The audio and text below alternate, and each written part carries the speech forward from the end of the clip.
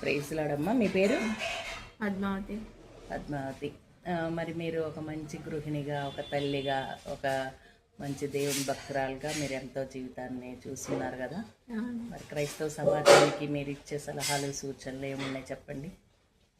మంచిగా ప్రార్థన చేసుకోవాలి, దేవునికి నమ్మకంగా ఉండాలి, దేవుని యందు భయభక్తులు కలిగి జీవించాలనేది అందరి ఆశ.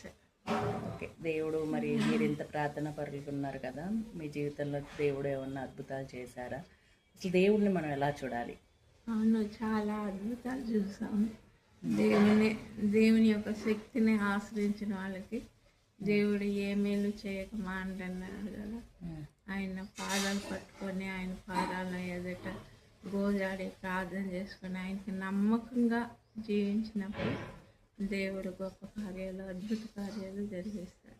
నేటి క్రైస్తవ సమాజానికి కానీ, లేకపోతే మీ బిడ్డలకు కానీ, మాలాంటి వాళ్ళకి కానీ సేవ చేయాలనుకునే వారికి మీరు ఎలాంటి సలహాలు, సూచనలు ఇస్తారు?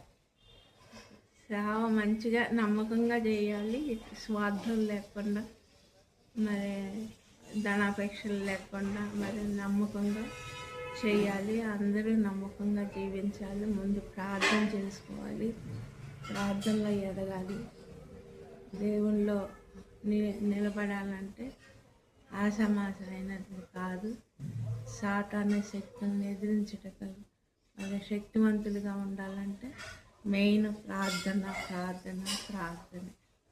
ప్రైజ్లాడమ్మా. మీకు దేవుడు చక్కటి ఆరోగ్యాన్ని ఇచ్చి మిమ్మల్ని ఇంకా బహుబలంగా వాడుకొని గాక. ఆమేన్.